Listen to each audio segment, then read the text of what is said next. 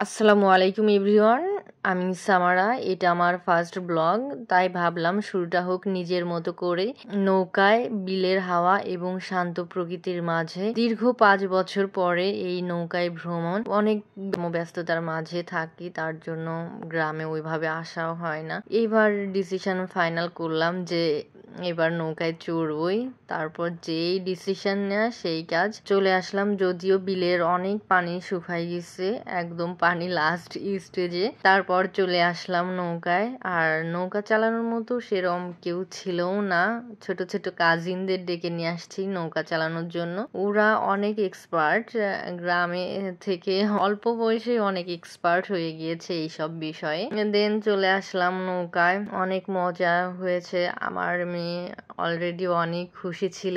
ও এই first time নৌকায় চললো। কস্তুরীর ফুল দেখে ও এত বেশি হ্যাপি হয়েছে, ও বারবার বলছিল যে মাম্মি এটা কি কুক করে খেতে হয় কিনা। আমি তারপর ওকে বললাম না, এটা কুক করে খেতে হয় না। যাই হোক, আজ একটু অন্যরকম দিন।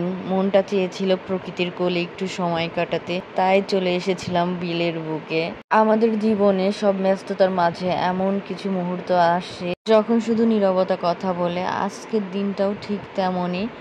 একটু শান্তির খোঁজে নৌকায় উঠেছি আমি। ছোটবেলা ভাবতাম যে নৌকায় ভেসে যাওয়া মানেই হচ্ছে অভিযান, কিন্তু বড় হয়ে বুঝলাম আসলে এটা একটা শান্তির যাত্রা। এই যাত্রাটা সবসময় করা যায় না, মনটা চাইলেও এই যাত্রার সঙ্গী হওয়া যায় না। দীর্ঘ 5 বছর পরে এই যাত্রার যাত্রী হলাম। যখন কারণ ছাড়াই মনটা অনেক খারাপ লাগে, তখন এই দিনগুলোকে খুবই মিস করি। সেই ছোটবেলার দিনগুলা, কিভাবে দিনগুলো চলে যায় এবং আমরা শৈশবে ফিরে যেতে চাই, কিন্তু সময় এবং স্রোত কারোর জন্যই অপেক্ষা করে না, এটা আমাদের সবারই জানা। কখনো কখনো মনে হয় শহরের ভিড় থেকে একটু দূরে শুধু নদী বা বিলের হাওয়ার সাথে কিছুটা সময় কাটিয়ে দিই, কিছুটা নীরব সময় কাটাই, কিন্তু মনটা চাইলেও সেরকম সময় পাওয়া যায় না। ছোটবেলায় জ্যোৎস্না রাতে আব্বু আমাদেরকে নিয়ে নৌকায় আসতো বিলের মাঝ। আমরা তখন অনেক ছোট ছিলাম আর শাপলা তোলার জন্য অনেক চেষ্টা করতাম, অনেক শাপলা তুলে নিয়ে আসতাম আর সকালে সেইগুলো দিয়ে খেলা করতাম। এরকম অনেক হিস্টোরি আছে, অনেক গল্প মনে আছে যেগুলো আমার মেয়েকে শোনাই, ও অনেক খুশি, আরও অনেক বেশি প্রশ্ন করে। আর এখন একদম সন্ধ্যার একটু আগ মুহূর্তে আসরের আজানের পর নামাজ কালাম পড়ে আমরা বের হয়েছি। অনেকটাই লেট হয়ে গিয়েছে, সন্ধ্যার কিছুটা। অনেক বাতাস ছিল এবং পরিবেশটা একদম শান্ত ছিল। যেদিকে তাকাই শুধু সবুজ আর সবুজ। পুরা বিলে কস্তুরীতে কচুরিপানায় ভরে গেছে, অনেক কচুরিপানা।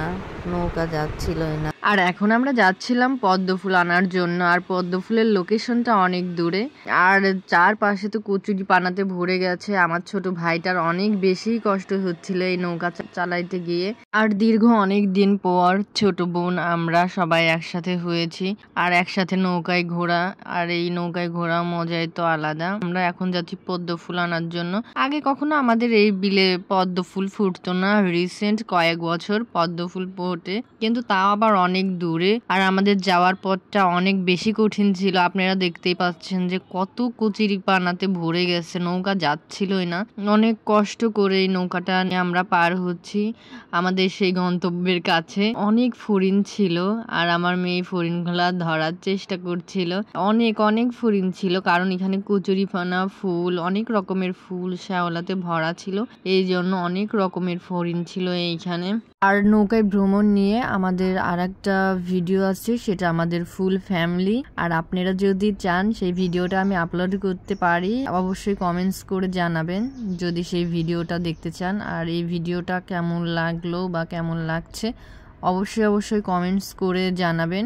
অনেক কষ্টের মাঝে, অনেক কষ্টের পরে সেই কচুরিপানা ছেড়ে আমরা মেন বিলে চলে আসছি। চারিদিকে শুধু শাপলার পাতা আর পাতা। এখন যেহেতু বিকেল, তাই ফুলগুলার ফুটে নেই, সব বন্ধ হয়ে আছে। সূর্যের আলোতে এই ফুলগুলা বন্ধ হয়ে থাকে আর সকালবেলা বা রাত্রে এগুলা ফুটে থাকে যখন সূর্যের আলো না পায়। এখন এই মুহূর্তে কোনো ফুলই ফুটে নেই, শুধু সব ফুল বন্ধ হয়ে আছে। আছে আর আমরা ট্রাই করছিলাম এই ফুলগুলাই নেয়ার জন্য, আমাদের জন্য না, বিশেষ করে বাচ্চাদের জন্য। ওরা তো অনেক বেশি এক্সাইটেড, বিশেষ করে আমার মেয়ে, আমার ছোট বোনের ছেলে। ওরা কখন বা বিলে কখনোই আসে নাই, ওদের এটাই ফার্স্ট টাইম। অবশেষে আমরা চলে আসলাম সেই পদ্মর পাড়ে বা পদ্মর ফুলের ওইখানে। অনেক কষ্টের পরে অনেক ছোট ভাইকে অনেক অনেক ধন্যবাদ এখানে আমাদের নিয়ে আসার জন্য। এই দেখেন এখানে পদ্ম ফুল ফুটে নেই, বন্ধ হয়ে আছে, কারণ এই সন্ধ্যার আগ মুহূর্তে পদ্ম ফুল ফোটে না, বন্ধ হয়ে থাকে। আর এই পদ্ম ফুলের এইখানে অনেক বেশি কচুরিপানা। অবশেষে আমরা এখানে আসতে পেরেছি, এটাই অনেক বড় কিছু। আর দেখতেই তো পাচ্ছেন একদম সন্ধ্যা ঘনিয়ে আসছে। আমরা অল্প কিছুক্ষণ এখানে থেকে বাসায় চলে যাব, কারণ মাগরিবের টাইম হয়ে গিয়েছে। আর বিলের মধ্যে মাগরিবের সময় থাকা তো আর ভালো কিছু নয়। আর আমাদের এই ভিডিওটা কেমন লাগলো অবশ্যই কমেন্টস করে জানাবেন।